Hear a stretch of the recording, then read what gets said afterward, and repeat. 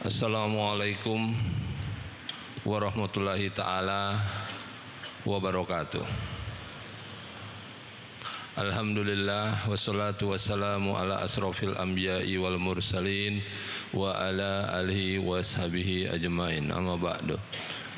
Puji syukur kita panjatkan pada Allah Subhanahu wa ta'ala yang mana pada pagi hari ini kita diberikan suatu kenikmatan yang tidak terhingga, yang mana kenikmatan ini tidak bisa dapat dari orang-orang yang lain. Kita diberikan kenikmatan untuk meluangkan waktu untuk duduk sebentar dalam rangka majelis ilmu, tolabul ilm, untuk bagaimana supaya kita bisa mendapatkan amal yang paripurna. Salawat dan salam kita panjatkan pada junjungan kita Nabi besar Muhammad sallallahu alaihi wasallam. Atas petunjuknya lah kita bisa untuk menikmati apa yang Allah tuntun pada kita. Mudah-mudahan kita tetap istiqomah di jalan ini untuk mengikuti sunnah-sunnahnya. Laqad kana lakum fi Rasulillah uswatul hasanah. Atas dasar itu, hari ini kita sedikit cerita sebagaimana biasa, lanjutan dari tahun yang lalu. Begitu kita akan memasuki Ramadan, bagaimana supaya Ramadan kita ini bisa mendapatkan hasil yang betul-betul paripurna tadi. Topik kita pada kajian ini, kalau tahun lalu Ramadan kita bercerita tentang bagaimana kehidupan Rasulullah menjelang Ramadan, tapi hari ini kita lebih banyak membahas tentang kebahagiaan yang akan kita peroleh pada saat nanti Ramadan itu selesai. Jadi kalau secara terminologinya yang disebut fitri adalah kembali. Saya ngomong sama Ustaz Safiq, bolehkah saya pakai kata fitri tersebut untuk bagaimana mengembalikan sel-sel kita ini agar baik kembali, karena itulah makna daripada Ramadan yang sangat-sangat hebat secara medis. Nanti kita lihat paparannya bagaimana penelitian-penelitian yang dilakukan oleh para ahli sehingga sel kita itu selesainya Ramadan bisa sempurna kembali. Terus terang, kalau sudah memasuki Ramadan, saya sangat cemburu kepada orang-orang yang meninggalkan dunia ini. Ada beberapa pasien saya pada saat dia masuk Ramadan, dia bilang, saya nggak kerja dok, katanya. Loh kenapa? Saya fokus di Ramadan.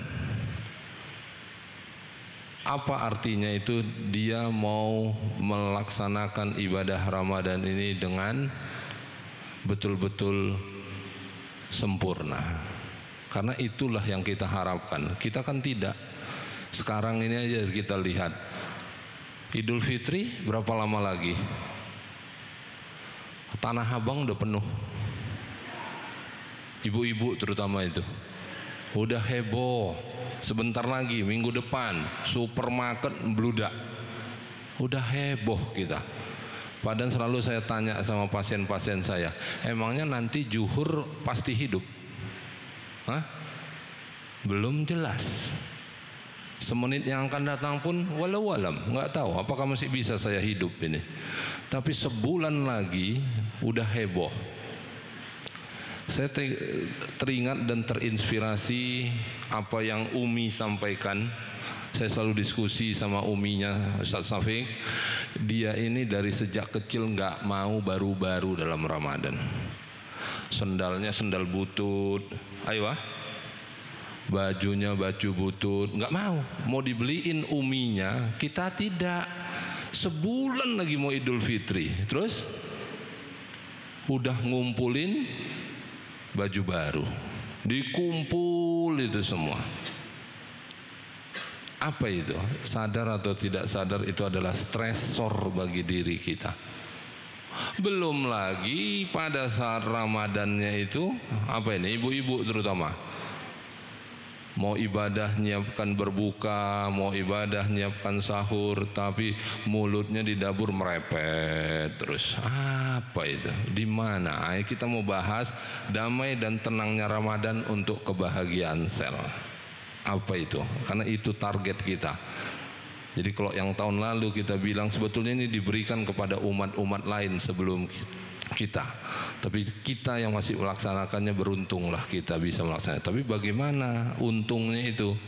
Untuk mendapatkan yang betul-betul kalau kita bisnis, profit yang dicari.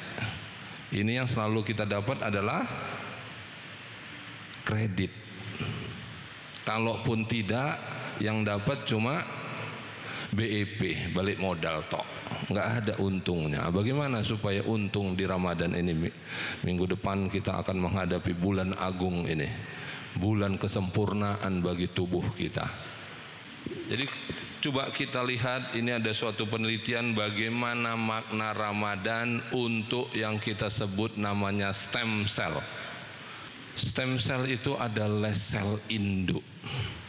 Sel induk yang mana itu akan berfungsi untuk mengganti sel-sel yang sudah tidak bagus. Tidak nunggu rusak, dia mengganti sel-sel yang sudah lemah, sudah mulai berumur, sudah mulai kecapean, itu diganti. Inilah kita lihat penelitian yang dilakukan oleh sarjana-sarjana barat tentang bagaimana hebatnya puasa tersebut. Sehingga sel-sel kita itu berganti. Seperti yang saya kalau masih ingat yang tahun lalu kita paparkan, dalam proses 3 hari saja 72 jam sudah terjadi proses tersebut, di mana sistem antibodi mulai menaik, di mana tubuh bereaksi melawan radang dan infeksi.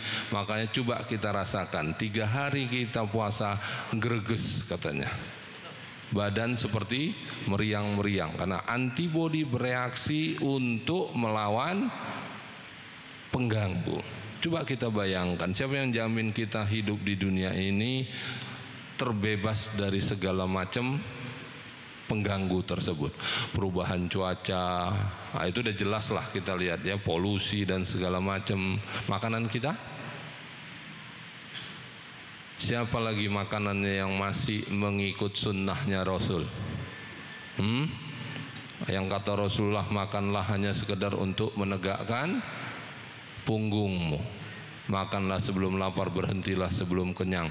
Isi perutmu sepertiga makanan, sepertiga air, sepertiga udara. Nah, apa yang terjadi? Baru berhenti. Terus nanti gimana tarawehnya? Tidur. Di siapa yang mungkin lihat kemarin Ustadz Badri udah ngomong ya. Waalaikumsalam. Lanjutkan.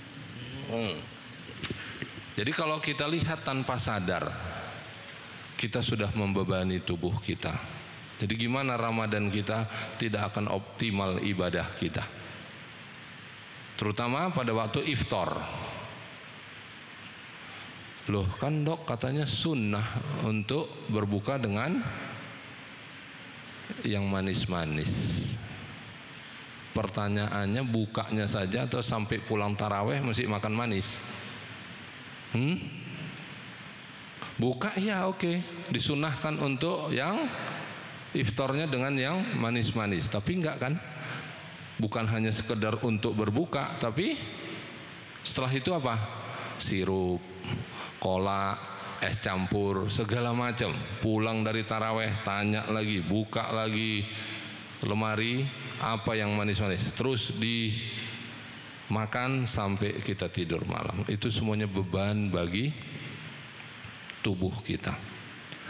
Coba bayangkan ini gelas, ini air lah kita katakan, diisi gula banyak-banyak, gimana dia?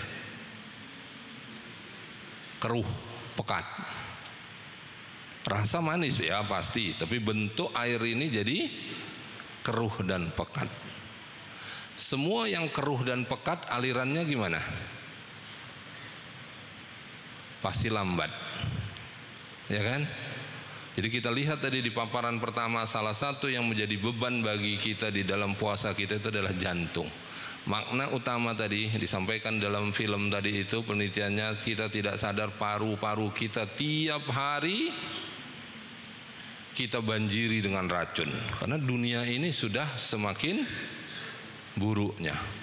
Ar-Rum 40 Ustaz. Dunia ini semakin buruk. Ayo.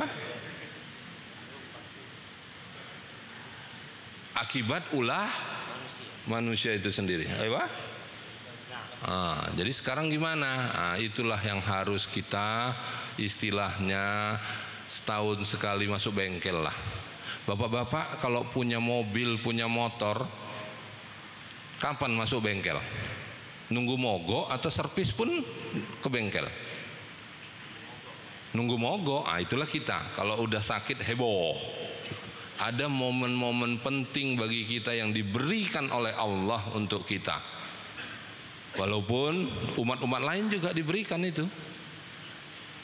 Tapi untuk la'allakum tattaqun gimana? Enggak ada. Inilah yang mau kita bahas, bahwa tolong nanti masuk Ramadan itu hindari stresor-stresor tadi, dari mulai makanan, pikiran, aktivitas dan segala macam. Karena tanpa sadar kita pun sudah stres. Tanpa kita sadarin. Karena udara di luar sana tidak ada yang menjamin bahwa itu baik. Bayangkan coba, mau makan daging lah misalnya. Kalau sapi takut apa? Sapi gila katanya. Terus mau makan apa lagi? Ayam. Apa? Flu burung. Terus apa lagi? Ayo sudah, nggak usah makan sapi, nggak usah makan ayam. Makan apa? Ikan.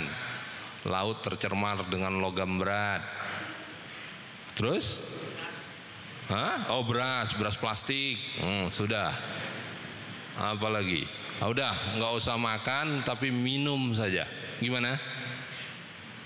Air kita sudah kayak sekarang ini kan di Jakarta. Di Jakarta Selatan sudah terjadi rembesan dari Tanjung Priok. Itu penelitian dari LIPI. Jadi air pun kita sudah nggak menjamin. Padahal katanya dulu selatan lah yang paling bagus airnya. Tapi udah begini kondisi. Oke, nggak usah makan, nggak usah minum, napas saja. Polusi, kopaja di mana-mana. Jadi apa yang mau kita makan? Itulah gunanya alhamdulillah Allah berikan apa? Ramadan untuk kita. Jadi kalau kita lihat ini dalam gambaran ini, bagaimana Ramadan itu dengan spiritualitas yang baik itu akan menyebabkan oksigen yang ada di dalam tubuh kita ya itu jadi lebih banyak dan kaya. Oksigen ini apa? Makanan utama bagi sel-sel kita ini. Beli kalau masuk rumah sakit, coba satu tabung berapa tuh? Allah berikan gratis untuk kita. Itulah yang harus kita optimalkan agar supaya CO2 itu bisa dibuang dari sel. Itu ada gambar sel yang namanya gambar mitokondria. Mitokondria ini saya kalau udah cerita mitokondria pingin nangis saja. Kenapa? Begitu hebatnya Allah. Mitokondria itu hanya bisa dilihat dengan elektron mikroskop karena saking kecilnya. Mitokondria itulah yang berfungsi untuk menghasilkan energi di dalam tubuh kita ini. Seorang sarjana Amerika dari Royal Massachusetts Institute of Technology mencoba merekayasa kerja mitokondria itu di dalam komputer. Bagaimana sih dari mulai makanan masuk dia olah sampai akhirnya diproduksilah ATP atau energi. Hasilnya apa? Untuk bisa menyamai mitokondria yang katanya tadi harus dengan elektron mikroskop karena saking kecilnya, dibutuhkan pabrik seluas New York sampai London, membelah lautan Atlantik 3000 mil baru bisa menyamain kerja mitokondria. Coba lihat, mau sombong kita? Allah menciptakan yang tidak terlihat, harus dengan elektron mikroskop, tapi fungsinya 3000 mil kalau menciptakan pabrik. Berarti berapa itu? 5.000, hampir 4.500 kilometer. Tuh, makanya jangan sombong. Seujung itulah cuma Allah ciptakan kita.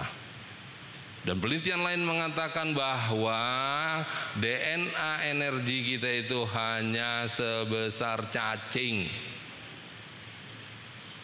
Jadi itulah kelas kita. Jadi betapa kagumnya kita kepada Allah, begitu hebatnya. Apa yang terjadi? Kita menzoliminya semua.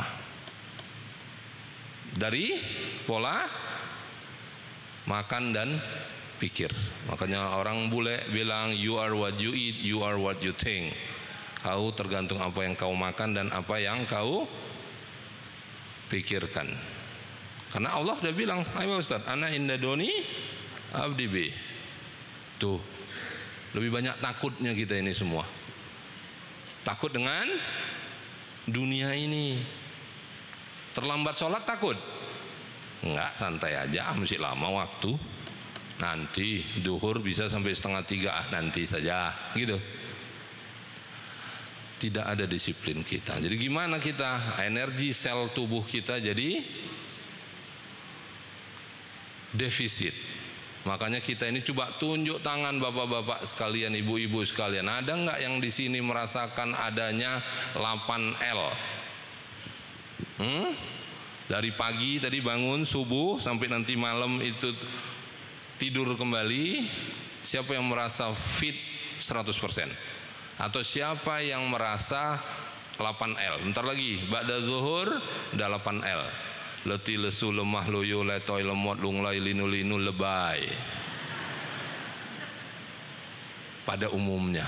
Karena survei dunia mengatakan hanya 1 hari rakyat dunia ini merasa dirinya fit, yaitu hari Minggu. Makanya coba kalau ditanya kondangan hari Minggu, enggak lah, bagus leyeh-leyeh, tidur-tidur 1 hari. I don't like Monday, masuk hari Senin, aduh udah rasanya dunia ini mau kiamat. Malesnya minta ampun untuk beraktivitas. Itulah beban bagi sel kita. Lanjut Mas. Coba lihat ini penelitian yang dipublikasi oleh Koran Times. Ini koran terpopuler di negara-negara maju, bahwa dengan puasa itu sangat baik untuk melawan kanker. Ya, kalau saya banyak yang saya suruh pasien-pasien kanker itu Daud. Puasa Daud, puasa Daud. Apa? Karena itu sangat baik untuk meningkatkan kemampuan tubuh melawan musuh-musuh kita, yaitu apa? Pertumbuhan sel yang abnormal. Dengan itu kita harapkan, kita kan tidak berharap hanya pada apa? Ciptaan manusia. Apa itu? Operasi lah, kemo lah, sinar lah. Padahal di dalam tubuh kita ada kemampuan yang berfungsi untuk melawan musuh tersebut. Tapi kita tidak mengoptimalkannya, tapi kita hanya sekedar membebani dia. Padahal itu paling bagus. Jadi kita suruh, kalau di negara maju itu disuruh weekend fasting. Jadi setiap weekend harus puasa. Kita di sini setiap weekend akhir minggu ke mall. Ngapain? Makan di food court. Makan apa? Sampah semua di sana. Itu yang kita lakukan. Padahal di hari Sabtu Minggu itulah kita harus, karena ya coba kita ini semuanya pada umumnya kita adalah bekerja. Umumnya makan kita di mana? Di luar. Sarapan pagi aja paling di rumah, kalaupun sempat. Jadi sekarang gimana?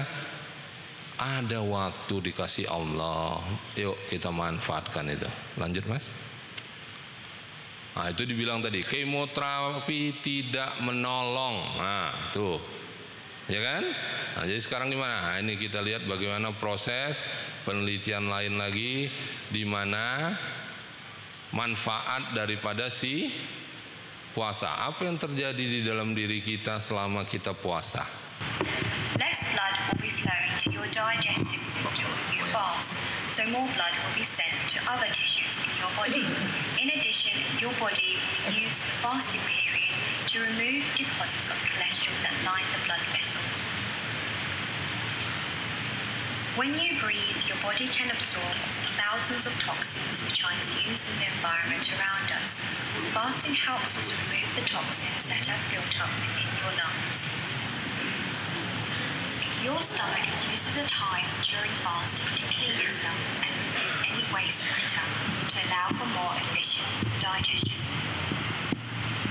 Your intestines also use the time during fasting to clean themselves and remove any waste matter to allow for more efficient digestion.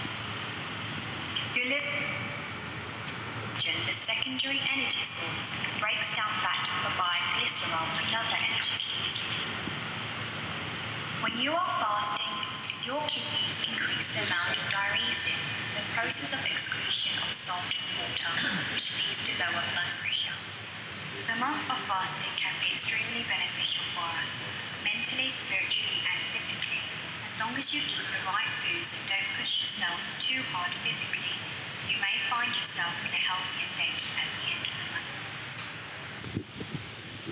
Jadi kalau kita lihat dalam paparan tadi, sadar atau tidak sadar, apa yang masuk ke dalam tubuh kita itu semuanya, dari mulai kita bernapas, paru-paru sampai ke pencernaan kita, itu semuanya berfungsi merusak bagi kita. Dan kita lihat tadi pada waktu terjadinya Ramadan itu semua diperbaharui. Jadi sel-sel yang sudah tidak bagus, yang lemah dan sudah tua itu diganti. Makanya sekarang puasa dipakai sebagai suatu cara untuk disebut anti-aging, anti penuaan. Itu sekarang dipakai di negara maju. Padahal mereka bukan orang muslim, tapi mereka puasa. Ya, mereka sadar bahwa dulu sudah diturunkan perintah itu untuk agama mereka. Nah, ini kita lihat dalam penelitiannya bahwa si puasa mampu untuk meningkatkan produksi daripada si stem cell. Apa itu stem cell? Stem cell itulah yang kita sebut tadi di paparan video pertama sebagai sel induk. Jadi katakanlah kayak kita ini, ingat nggak kemarin pada waktu Januari yang kita cerita bahwa setiap sel kita melakukan regenerasi. Ambil contoh yang paling utama apa? Saya sampaikan kemarin. Sel pencernaan tiap berapa hari regenerasi? Tiap 5 hari. Sel otak 3 bulan sekali berganti. Tapi apa yang terjadi selama ini? Yaitu tadi yang saya bilang, kita kalau bisnis bangkrut. Karena apa? Yang baru tidak terganti. Justru kita defisit. Yang jelek 10, yang baru cuma 5 misalnya. Jadi cuma setengahnya. Belum lagi ditambah dengan yang jelek-jeleknya. Jadi gimana itu? Kalau bisnis bangkrut lah kita, karena nggak punya deposito. Nah, jadi sekarang gimana? Dengan puasa sel-sel tersebut diganti. Puasa yang bagaimana? Itu yang kita ingin bahas. Bukan sekedar puasa. Karena yang terjadi bagi kita hanya apa? Menahan lapar dan dahaga. Selesai, itu saja. Iftar, sikat habis, balas dendam. Makanya supermarket, oh nggak usah supermarket lah. Menjelang berbuka gimana itu? Saudara-saudara kita, bukan bapak-bapak ya, saudara-saudara kita gimana? Ngantri beli makanan. Yang dibeli yang mana? Nah, dengan dalih tadi katanya sunnahnya manis-manis, manis-manis sampai tidur malam. Tidak, padahal sunnahnya kita sudah sampaikan kemarin. Bagaimana nanti Ustadz Azhar akan paparkan bagaimana puasanya Rasulullah, berbukanya Rasulullah. Nah, itu yang kita tidak dapat. Ini penelitian mengatakan bahwa dengan puasa itu sangat baik untuk meningkatkan produksi stem cell dan membangun sistem antibodi kembali. Makanya sekarang kalau cobalah, misalnya nggak usah jauh-jauh, kita radang tenggorok, flu, coba kurangi makan-makan yang berlebihan, itu jauh lebih cepat untuk sembuhnya.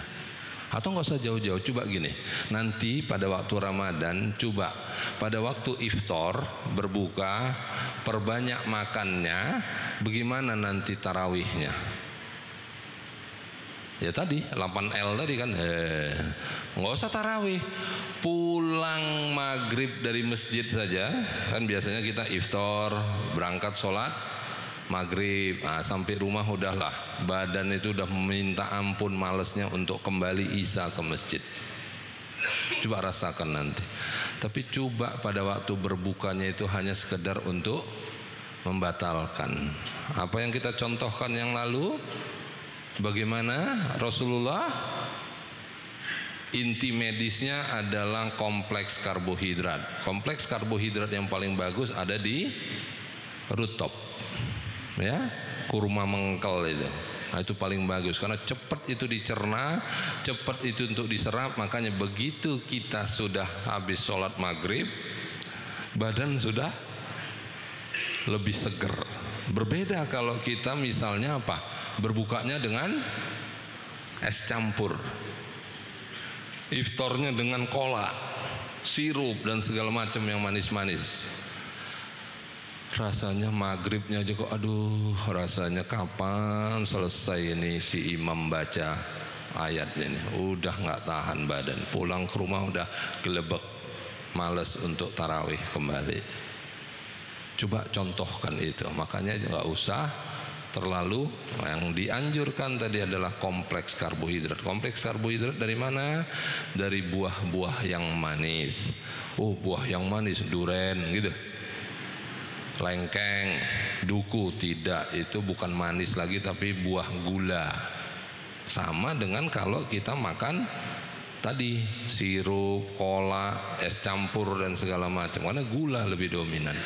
Sementara gula-gula yang ada di buah tadi yang kita sebut sukrose, gula buah, fruktose, itu jauh lebih cepat diserap. Kalau makanya coba nanti makan siang banyak aja makan nasi sedikit, gimana?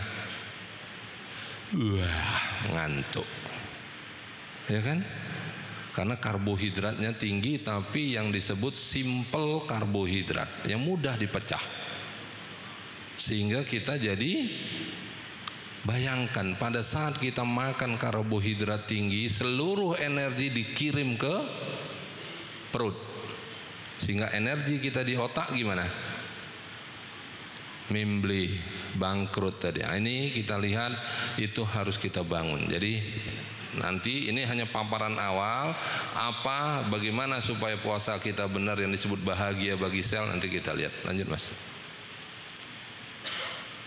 Jadi kalau kita lihat inilah contoh apa itu yang dibilang sebagai stem cell.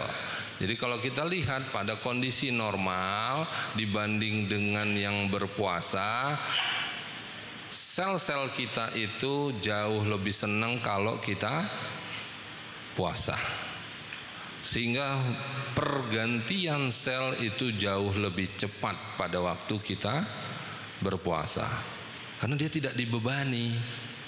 Bayangkan, coba ginilah, ibu-ibu terutama ini, ibu-ibu kerjanya masak di dapur, tapi disuruh ngepel, disuruh nyapu, setrika, nyuci, gimana jadinya? Masakannya gosong pun, ataupun nggak jadi. Begitulah tubuh kita, karena tanpa sadar, seperti kata Rasulullah, tidaklah kita ini yang masih berjalan di muka bumi ini tidak terlepas dari pikirannya ini. Jadi kita tetap toh, kayak saya bicara ini, butuh energi enggak? Semua kita dalam kehidupan kita sampai tidur pun kita masih membutuhkan energi. Kemudian kita bebani lagi dia. Apa yang terjadi? Tubuh makin bangkrut. Lanjut Mas. Jadi kalau kita lihat dengan ketenangan, dengan hilangnya stres yang kita sebut sebagai spiritualitas yang baik, itu akan menyebabkan stres hormon kita jadi terkontrol, teratur, terkendali. Bayangkan kalau itunya tidak terkendali dengan baik, apa yang terjadi? Terjadilah yang kita sebut kelemahan-kelemahan di semua sistem tubuh kita yang menyebabkan terjadinya proses penuaan dini. Coba bapak-bapak dulu coba merasakan usia 40 tahun tapi sudah BMW. Apa itu? Burungi meneng wae. Ibu-ibu umur 40 tapi kata dokternya sudah kropos tulangnya, sudah menopause dini, sudah ini itulah. Artinya apa sih itu? Ya kalau dibilang tadi kropos tulang itu kan terjadi pada orang menopause. Tapi kenapa umur 40 tulangnya sudah kropos? Nah, berarti sudah ada terjadi proses yang lebih cepat dari usianya. Itulah yang kita sebut penuaan dini. Atau apa tadi? Misalnya lah ada kebutuhan sesuatu. Ambil contoh misalnya apa? Karena ini sering terjadi bagi kita. Kita ingin melakukan sesuatu. Pada saat kita sudah sampai di tempat tersebut, contohnya misalnya ingin ke dapur ngambil buah untuk dimakan sambil nonton TV, gitu kata maksud hati. Tapi sampai di dapur apa yang terjadi? Ngapain tadi aku ini ya? Pak, aku tadi mau ngapain ke dapur? Si suaminya lagi nonton ditanya, mana dia tahu. Jadi artinya apa? Bayangkan betapa banyaknya beban otak kita selama kehidupan kita dari mulai bangun pagi sampai tidur malam. Lanjut Mas. Ini yang kita sebut dalam kedokteran munculnya teori PNEI, Psiko-Neuro-Endokrino-Imunologi. Kaitan antara psikis, pikiran kita dengan fungsi saraf yang berkaitan dengan hormon dan imun, antibodi kita. Coba kita lihat sekarang, kita lihatlah sehari-hari berapa banyak yang kita lihat antibodinya sudah mulai melemah. Itu semua terjadi kenapa? Karena beban tadi. Makanya dalam Ramadan dengan ketenangan jiwa yang baik, semuanya itu akan menyebabkan gelombang otak jadi lebih terkendali. Dengan terkendalinya gelombang otak tadi, sistem hormon kita jadi lebih baik, sehingga apa?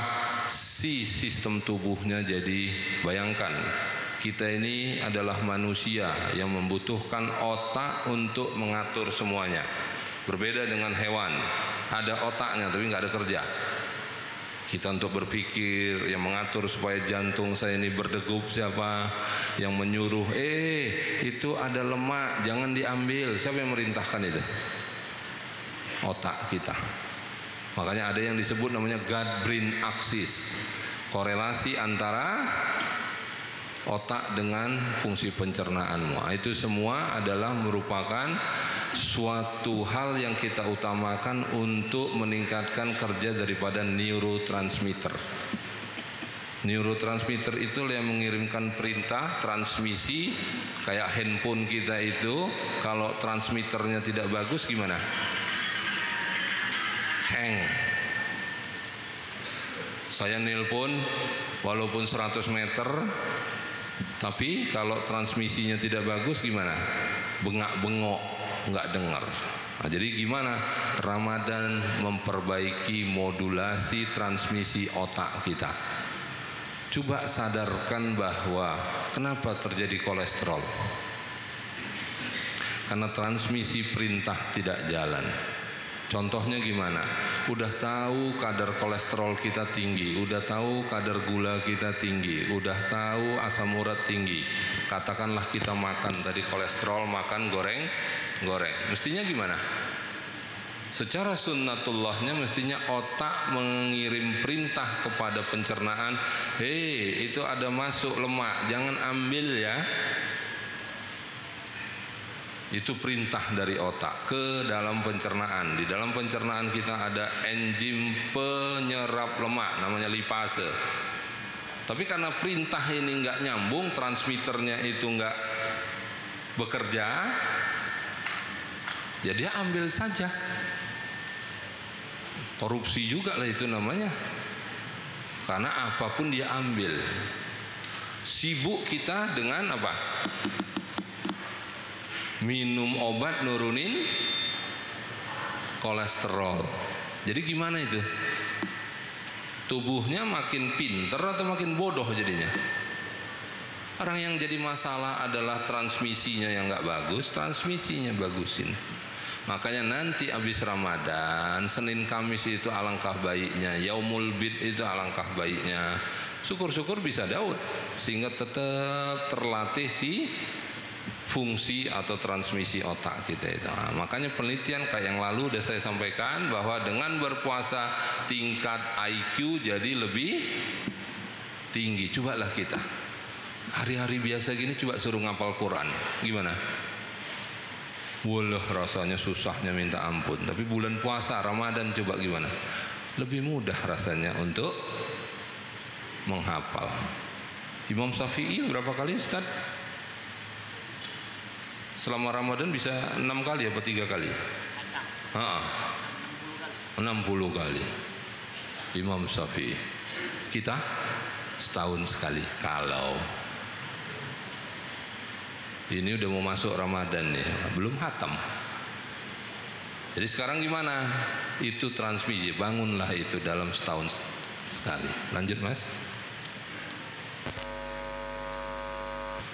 Kita sadar bahwa stres itu sangat berhubungan dengan segala macam faktor tadi yang kita sebut ujungnya akan menimbulkan penyakit degeneratif. Berapa banyak kita dengar, coba ginilah contoh yang paling gampang. Mana yang lebih banyak penyakit-penyakit yang menakutkan itu muncul di, buruh-buruh kasar atau di Sudirman Tamrin Kuningan? Mana lebih banyak? Yang katanya tiba-tiba mati gitu, yang mana itu? Yang sakitnya berlama-lama misalnya, di mana itu? Padahal kalau kita lihat dari segi ekonomi di sana lebih mapan, tapi ketenangan jiwa, yang di bawah kolong jembatan itu lebih tenang dia, nggak ada stresor. Ya wis lah, opo sing iso dipangan iki dino ya wis.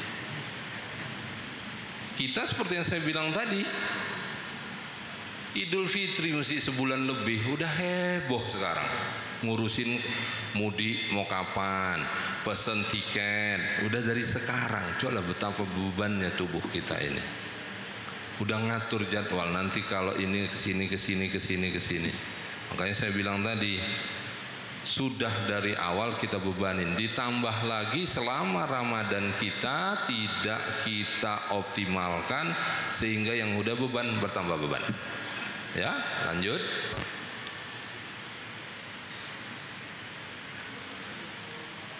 Ini kok jadi tambah lama tambah kecil. Jadi apa yang terjadi? Ketidakseimbangan spiritual tadi. Spiritual ini bukan dalam arti hanya ibadah ya, tapi itu adalah suatu kondisi yang mana tubuh itu lebih banyak kegelisahannya, lebih banyak ketidaktenangannya daripada bahagianya. Itulah yang kita sebut jadi sebagai ketidakseimbangan spiritual, yang menyebabkan itu jadi stresor-stresor yang menyebabkan apa? Koordinasi yang saya bilang tadi, 8L tadi. Karena itu terjadi kenapa? Karena koordinasi sistem tubuhnya jadi nggak nyambung, sehingga respon biologisnya jadi lemah. Makanya muncul tadi apa? BMW. Umur masih umur produktif tapi udah BMW, ya kasihannya. BMW sendiri itu jadi apa?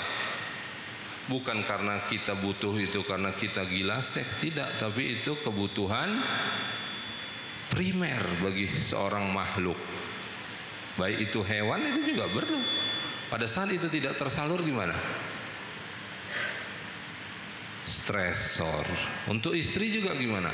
Stres karena tidak tersalurkan kebutuhan biologisnya. Nah, itu semua sudah menjadi pengganggu di dalam tubuh kita yang menyebabkan DNA kita. Jadi DNA kita itu seperti lilin. Jadi seperti lilin, yang bayangkan kalau lilin itu terus-terusan begitu gimana? Memendek, akhirnya mati. Nah, kita ini sadar atau tidak sadar, saya selalu mengatakan bahwa kita sendiri yang apa? Mempercepat untuk kita jadi cepat mati. Kenapa? Karena ulah kita sendiri. Wa ma asobakum fi musibatin fabima kasabat aydikum. Nah, jadi sekarang gimana? Ambillah kesempatan Ramadan ini ya, supaya si DNA kita itu jangan memendek, supaya seperti lilin tadi jangan sampai apa? Cepat mati. Karena semakin tinggi tingkat beban pembakarannya itu makin cepat dia memendek. Nah, yang lebih spesifik lagi, penelitian terakhir mengatakan bahwa di dalam tubuh kita itu ada namanya telomer yang mengikat DNA kita itu. Telomer itu kayak tali sepatu, coba lihat nanti yang ada di ujungnya itu yang ngikat plastiknya itu ada. Bayangkan kalau tali sepatu itu yang ngikat ujungnya ini rusak, gimana? Buyar. Nah, itulah yang kita sebut terjadilah kehidupan sel yang jadi abnormal, ya. Jadi gimana? Nah, itu jangan kita, istilahnya jangan kita rusak lah. Ambillah Ramadan ini untuk memperbaiki tersebut, atau yang kita sebut merevitalisasi, dikuatkan kembali sistem tubuh ini. Tapi yang kita lakukan cuma sekedar membebani saja. Ya, lanjut. Mana Mas? Jadi seperti yang saya bilang tadi, spiritualitas itu bukan berarti hanya ibadahnya, tapi ketenangan jiwa yang berhubungan dengan kekuatan non fisik di dalam tubuh kita. Jadi kesejahteraan non fisik tadi, jadi kalau kita lihat tadi masalahnya itu adalah bukan tubuhnya, tapi bagaimana pola pikir kita.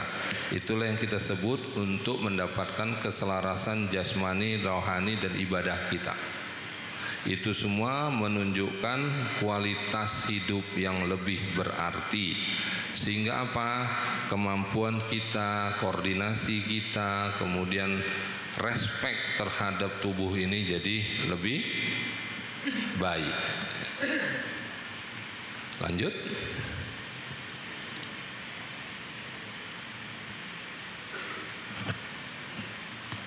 Susah. Jadi spiritualitas itu adalah berkorelasi dengan keagamaan kita. Jadi stres nggak mungkin terhindar, siapapun manusianya. Pertanyaannya cuma satu, di mana Allah? Heboh kalau udah stres. Sementara apa yang kita lakukan, Allah sudah mengatakan apa? Yang tiap sholat kita janji. Iyyaka na'budu. Tapi habis assalamualaikum selesai. Heboh lagi dengan dunia ini. Padahal janjinya apa?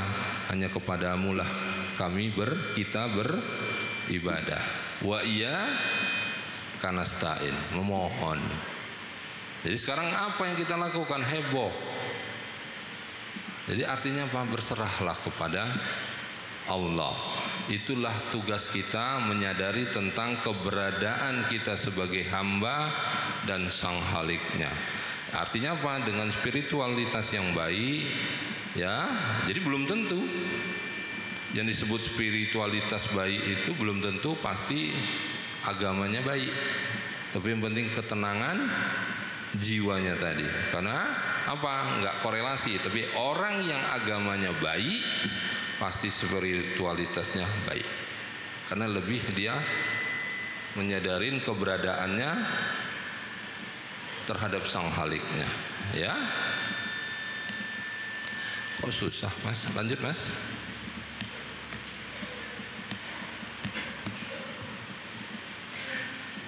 Jadi spiritualitas itu dalam agama itu berarti menandakan ketenangan jiwa dan kecerdasan spiritual kita. Kemudian kesadaran bahwa Tuhan ada. Kita selalu mengabaikan tersebut. Kemudian kedamaian menjalani ibadah. Nah, ibadahnya ya udah apa? Ustaz Safid selalu ngomong.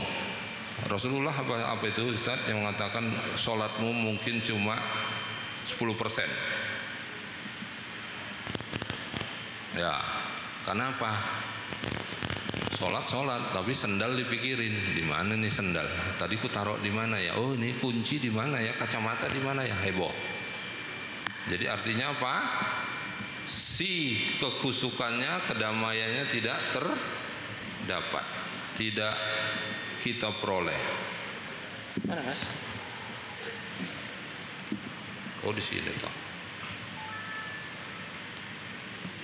Oh. Jadi spiritualitas itu pusat kendalinya adalah Allah. Yang kita sebut tadi, gimana supaya tercapai pusat spiritualitas yang baik? Ketaatan kita, keyakinan kita, dan positif thinking. Jadi lebih bagus kita berpikir ke arah yang suuzon apa husnuzon? Hah? Yang telah kita lakukan selama ini gimana? Lebih banyak apa?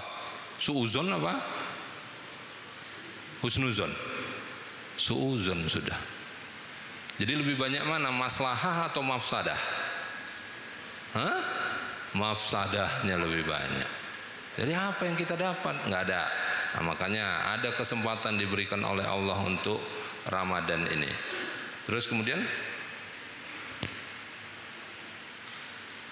kita harus menyadari dalam piramida hidup kita bahwa Tuhan itu adalah Maha Agung, yang semuanya itu harus dipraktekkan. Paling bawah kita lihat dari piramida itu adalah pelatihan spiritualitas. Pelatihan spiritualitas. Coba saya tanya, salah satu contoh makna Ramadan dengan spiritual yang bagus gimana? Orang yang sakit mah selama Ramadan gimana? Hah? Lebih nggak sakit toh, padahal nggak makan dari pagi sahur sampai maghrib. Tapi kalau sehari-hari terlambat aja sedikit makan gimana? Oh, kumat katanya mahnya. Jadi tidak salah si makanannya, waktunya, tapi ketenangan jiwanya tadi. Makanya salah satu yang kita anjurkan untuk orang-orang yang penyakit mah adalah puasa. Nah, tapi puasa bukan hanya sekedar diet untuk ngurusin berat badan ibu-ibu. Karena kalau itu yang dilakukan nggak dapet makna yang kita sebut tadi, jadi tidak tercapai.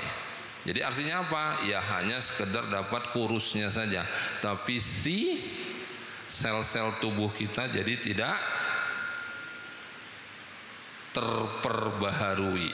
Jadi spiritualitas itu, ketenangan jiwa tadi itu adalah penting untuk kesehatan kita, karena itu menyebabkan energi kita jadi stabil, kemudian proses regenerasi tubuh kita jadi lebih, sel-sel kita jadi lebih optimal. Jadi ambil contoh misalnya apa? Kulit itu berganti setiap 28 hari. Apa yang terjadi dengan puasa? Pada waktunya berganti, dia akan datang berganti. Tapi kalau tidak dengan ketenangan jiwa, apa yang terjadi? Mestinya 28 datang yang baru, tapi yang datang 30 hari, 2 hari bangkrut kita, nggak terjadi. Makanya keriput lah, inilah, itu semua adalah dampak dari ketidaktenangan. Penelitian mengatakan dengan tadi ketenangan jiwa tadi selama Ramadan, gelombang otak kita itu jauh lebih konstan, stabil. Walaupun dalihnya selama Ramadan takut marah, takut ini, takut itu, itu ada maknanya. Ketenangan itu menyebabkan gelombang otak kita. Lanjut Mas. Belum. Mundur. Itu. Jadi kalau kita lihat penelitiannya dengan merekam listrik di dalam otak, bagaimana gelombang otak kita selama Ramadan. Gelombang otak kita selama Ramadan itu sangat-sangat baik. Tidak terjadi lonjakan-lonjakan, tidak terjadi fluktuasi-fluktuasi. Ya karena apa? Selama Ramadan biasanya kita gimana? Terutama untuk marahnya gimana? Lebih terkendali, lebih tenang, nggak mudah emosi. Dengan dalih sabar, kan lagi puasa, kan begitu. Tapi itu pun ada makna, bagus. Tapi maunya jangan hanya selama Ramadan saja, ya. Beginilah proses yang ada di dalam saraf kita, otak kita selama proses Ramadan tersebut, di mana sistem sirkulasi di dalam darah kita itu jauh lebih lancar, ya. Jadi ketidakselarasan atau yang kita lihat dari sini penelitian selama Ramadan, sumbatan-sumbatan tersebut. Jadi kalau kita lihat ini sumbatan-sumbatan yang terjadi, kok nggak ada kursornya Mas?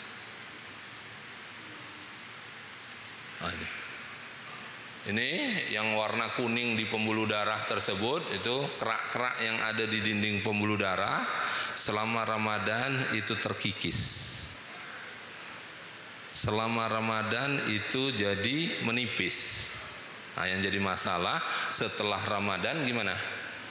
Balas dendam, makan jadi tidak teratur, makan berlebihan. Jadi apa yang terjadi? Ya apa yang sudah diperbaiki selama Ramadan itu akan menyebabkan gitu lagi. Jadi cuma tomat. Sekarang tobat, besok kumat. Selama Ramadan, oh iya, bagusnya teratur kita selama Ramadan, ya enggak? Jam makan teratur sekali selama sebulan. Setelah itu, atau enggak usah setelah Ramadan, setelah iftar gimana? Bebas merdeka, rakusnya keluar lagi, ya kan? Ya. Jadi ini tadi kok balik kemari kita bilang dengan si spiritualitas baik selama Ramadan, energi sel jadi lebih optimal.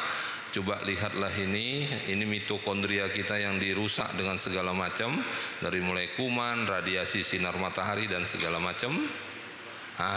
Ini coba lihat stres yang di luar sadar. Ya. Itu kita lihat mitokondria kita yang dirusak oleh berapa banyak di antara kita yang makanan buah dan sayurnya tidak mencukupi. Padahal teorinya kayak kemarin kita cerita 3 sampai 5 buah dan sayur per hari. Itulah yang pola hidupnya Rasulullah. Sampai yang saya bilang Bukhari gara-gara tidak berasapnya cuma makan kurma saja selama 8 minggu pingsan dia.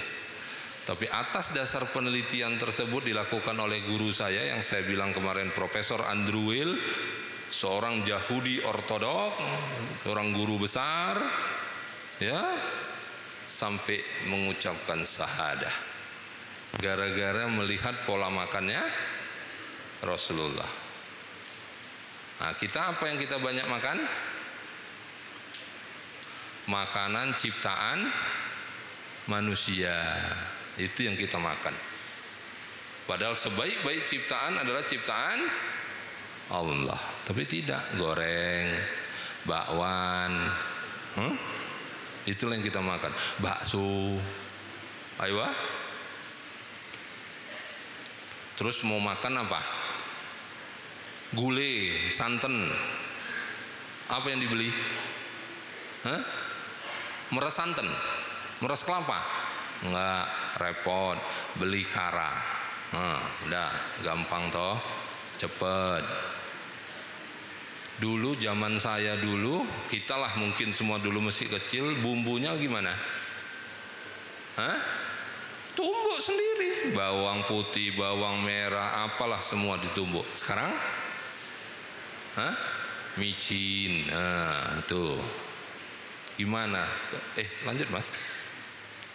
Jadi kalau kita lihat, inilah tanpa sadar tubuh kita itu dibebanin dengan berbagai macam racun-racun yang kita sebut sebagai xenobiotik, ya.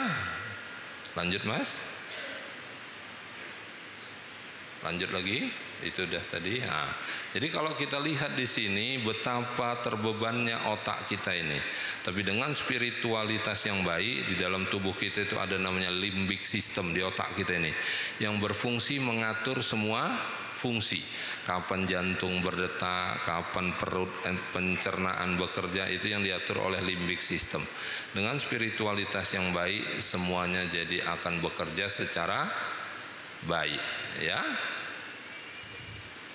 Lanjut mas. Terus ya, lanjut aja, udah tadi itu. Ini mundur coba.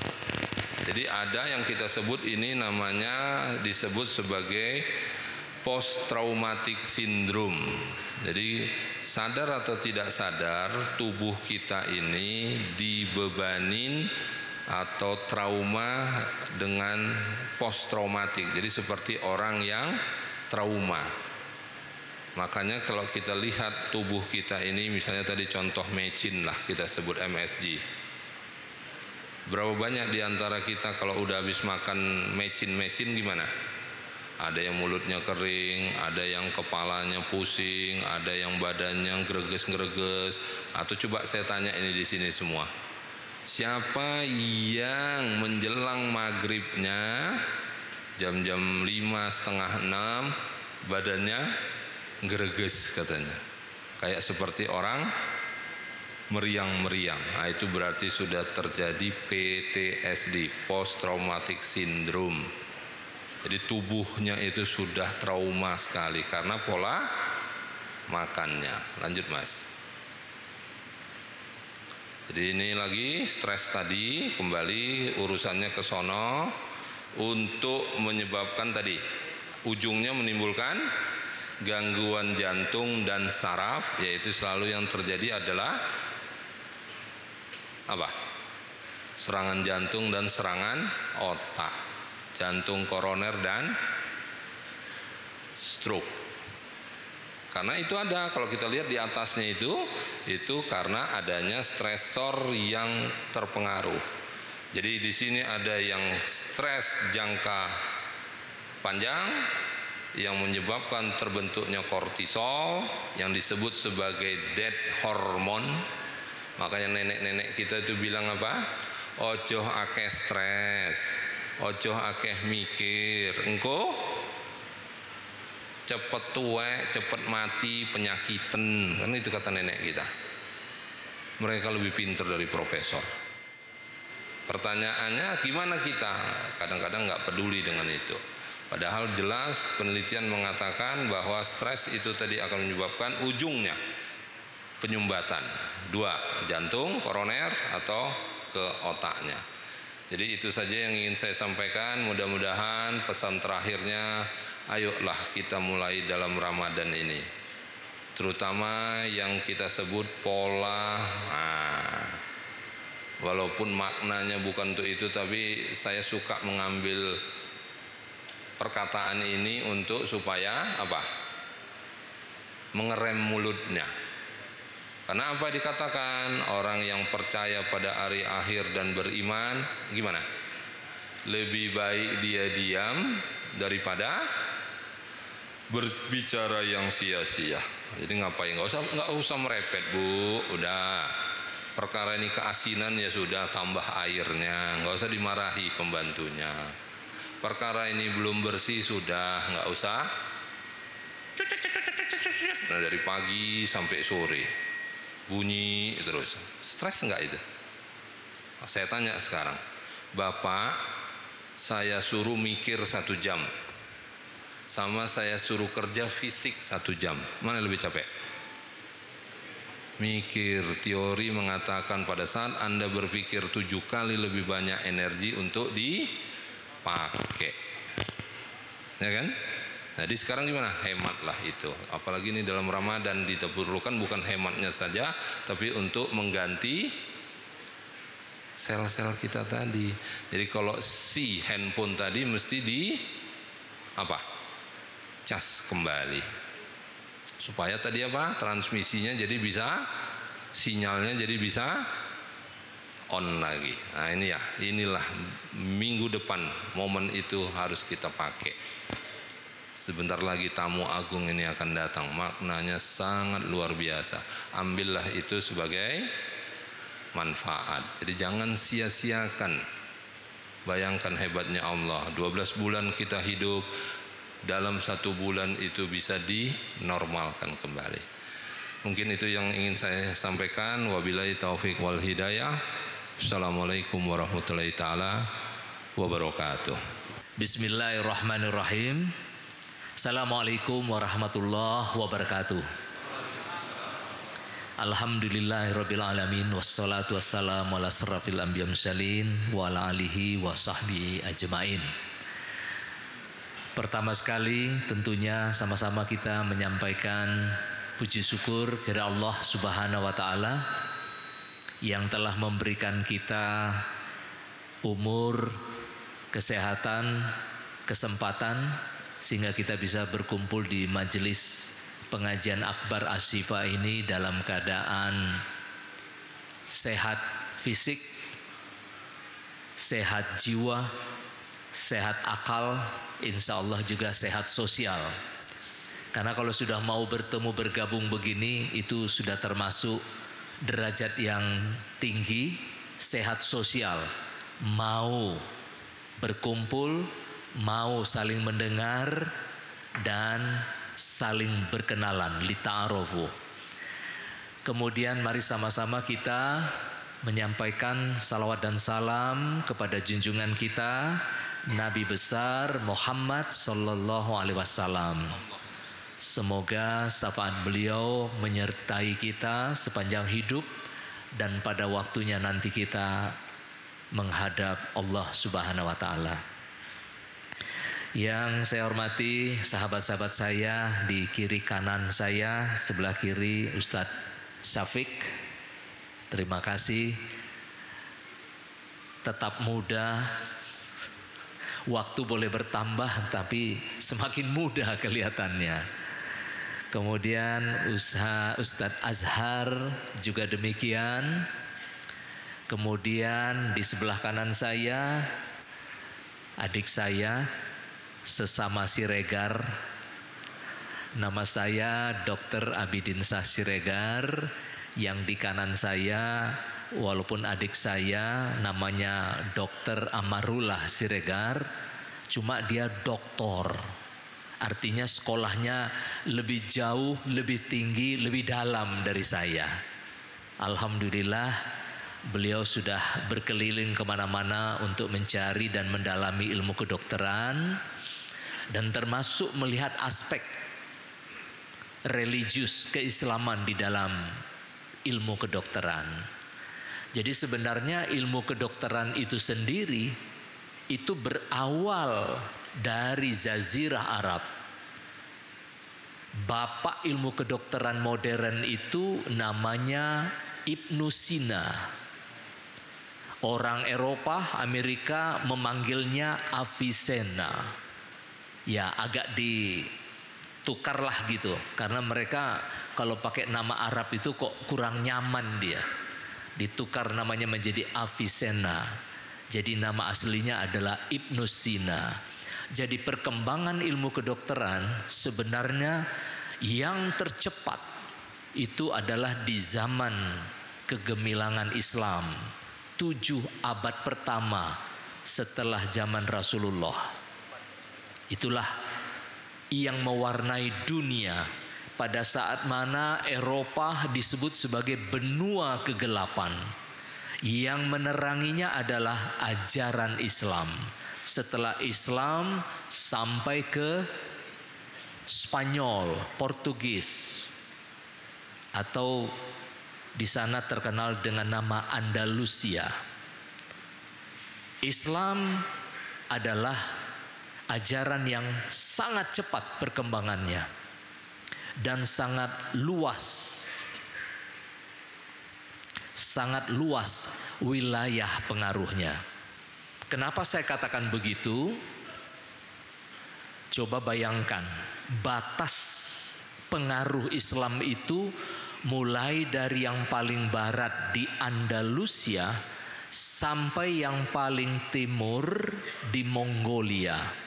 Mongolia itu Cina bagian utara. Jadi jangan heran kalau di pelosok Cina kok ada Muslim, jumlahnya ratusan juta. Jangan heran kok di Eropa sana ada kampung Muslim. Pertanyaannya kok bisa?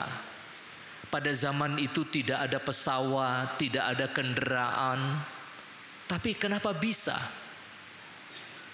Pertanyaan ini boleh digali dari salah satu buku yang ditulis oleh para intelektual non-muslim di dalam buku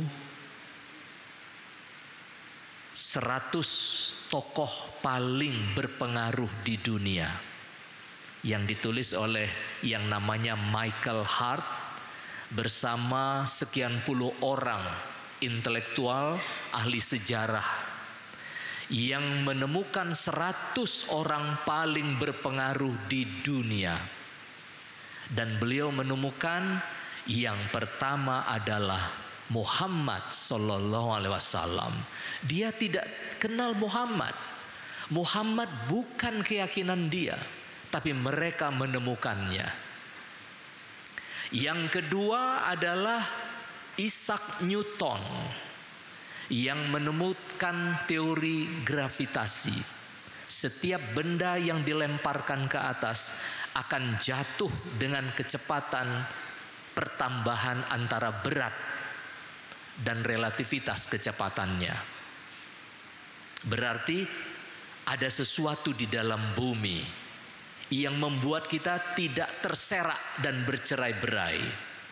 Kita tetap terkumpul, terikat di atas permukaan bumi, walaupun kita tidak saling berpegangan. Padahal bumi itu berputar begitu cepat, memutar matahari, memutar rotasi dirinya sendiri. Bumi berputar sendiri sekaligus mengitari matahari.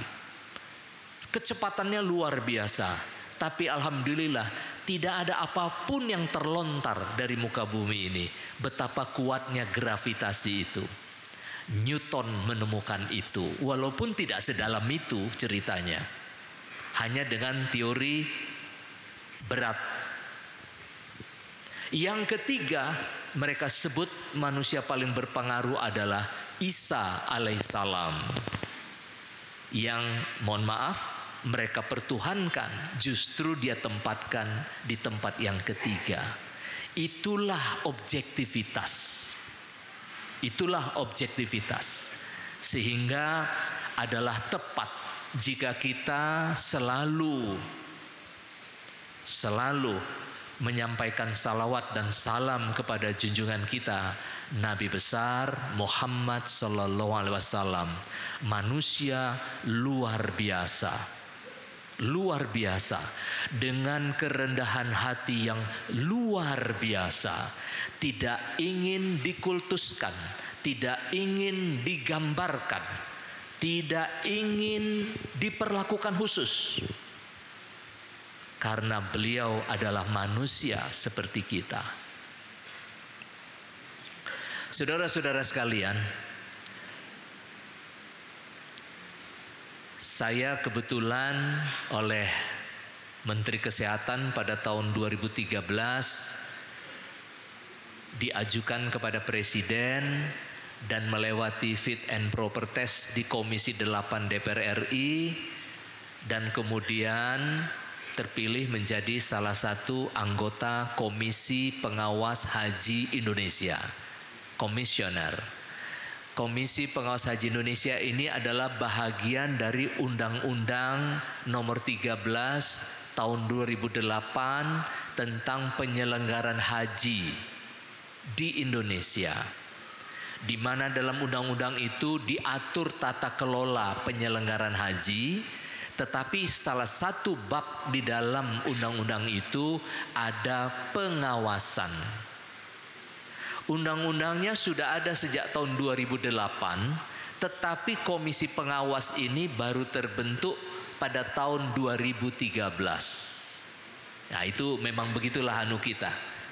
Salah satu kekurangan kita di Republik ini, kalau dalam merencanakan juara pertama, tapi dalam pelaksanaannya selalu keteteran.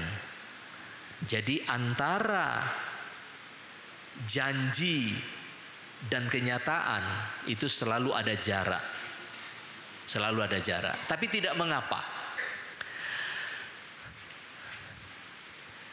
Bapak dan Ibu yang saya hormati, sebenarnya untuk apa komisi itu? Tadi saya berbincang-bincang dengan Ustadz Syafiq. Sekarang ini orang pergi haji harus menunggu sampai 10 tahun. 20 tahun. Ini kemarin pecah rekodnya di Makassar. 27 tahun baru bisa berangkat. Tak ada lagi tempat yang membuat kita bisa cepat berangkat. Kalau ada di antara kita di sini yang umurnya sudah seperti saya 60, ya berpikirlah baik-baik apakah memilih cara apa. Nah, ini kita tanya nanti Ustadz Syafiq dan Ustadz Azhar. Ini perlu dibahasin Ustadz. Perlu. Karena kita pun walaupun Allah ya memberikan janji usia yang kita tidak tahu, tetapi sebagai manusia yang memiliki kesadaran yang Allah berikan dalam bentuk akal, perlu memiliki siasat seperti apa terhadap dua kemungkinan. Bisa umur sampai tapi badan tak sampai. Paham maksudnya ya? Tadi Pak Dokter sudah cerita soal kesehatan. Betapa banyaknya di sekitar kita ini faktor yang merusak dan menurunkan kualitas kesehatan tubuh kita. Banyak. Berasnya tadi bercampur plastik menimbulkan rangsangan kanker di usus. Makanan yang kita makan di berbagai tempat dicampur dengan bahan-bahan yang kita tidak tahu apa, mendorong timbulnya kanker. Sekarang kanker adalah pembunuh kedua terbesar di Indonesia. Pembunuh pertama adalah serangan jantung. Kenapa dua hal ini muncul? Dan itu tidak melihat siapa dia, apa agamanya. Karena berkaitan dengan kesehatan, hubungannya kepada pengetahuan dan perilaku. Pengetahuan dan perilaku. Kalau pengetahuannya terbatas, maka otomatis dia akan selalu dikelilingi oleh berbagai problem kesehatan, menjadi penyakit. Bappenas pernah mengatakan bahwa orang Indonesia yang umurnya 10 tahun ke atas, jadi seperti kita ini ya, yang sudah tidak makan buah dan sayur dalam pola makannya harian, itu jumlahnya sudah mencapai 92%. 92 orang dari 100 orang setiap hari makan tidak ada buah dan tidak ada sayur. Bagaimana dia membersihkan ususnya? Padahal tidak ada sikat untuk membersihkannya kecuali hanya dengan buah dan sayur. Puluhan tahun kita hidup, ususnya itu terus. Tapi pakai apa membersihkannya? Kalau botol susu bayi kita, setiap kita berikan dia susu baru, kita sikat dulu botolnya. Hebat betul kita. Walaupun barusan dipakai, kita sikat dia, kita bersihkan. Pertanyaannya, usus kita pakai apa membersihkannya? Tidak ada cara lain kecuali buah dan sayur. 92% sudah tidak melakukan itu. Jangan heran, di mana-mana di sekitar kita, keluarga-keluarga yang kita dengar ramai-ramai kena serangan kanker sekarang ini. Yang kedua, kebiasaan buruk kedua yang tidak boleh kita lakukan. Karena agama ini menuntut kita jamaah dalam keadaan sehat, fit, dan bisa melakukan dakwah, syiar. Karena agama ini bukan untuk kita sendiri. Diturunkan bukan untuk kita sendiri. Adalah dikatakan oleh Bappenas juga orang Indonesia di atas 10 tahun yang sudah tidak melakukan aktivitas fisik 30 menit setiap hari, sekurang-kurangnya 3 kali dalam seminggu, selama 30 menit tidak melakukan aktivitas tadi, jumlahnya 87%. 87 orang Indonesia dari 100 orang berumur di atas 10 tahun sudah tidak melakukan aktivitas fisik apapun. Jadi mulai dari bangun tidur pagi sampai nanti tidur malam, tidak ada gerakan tubuhnya yang membuat otot-otot besar di tangan, di badan, di leher, di kaki untuk bergerak. Bukan untuk olahraga berat, tidak. Hanya dengan melakukan aktivitas fisik. Bisa dengan mulai dari bangun pagi, subuh, itu sudah dimulai aktivitas fisik. Setelah itu ngapain? Alangkah baiknya kalau dilakukan aktivitas, membersihkan apa saja, membersihkan rumah, membersihkan kamar, membersihkan motor kalau punya motor, membersihkan mobil kalau ada mobil, semua kerjakan 30 menit saja. Dan ternyata menurut para ahli kedokteran, kesehatan perilaku, setiap orang yang memperbaiki satu perbuatan salah dalam bidang kesehatan itu akan memperpanjang umurnya 10 tahun. 10 tahun. Coba bayangkan, mulai bangun pagi dengan melakukan aktivitas fisik, pulang subuh coba jalan dulu 30 menit. Atau lakukan pekerjaan sesuatu di rumah 30 menit. Kerjakan, tambah 10 tahun. Pola makan campur dengan sayur dan buah, tambah 10 tahun. Kalau merokok berhenti, tambah 10 tahun. Maka jangan heran kalau ilmu kedokteran sebenarnya menggaransi kita bisa mencapai umur 100 sampai 120 tahun.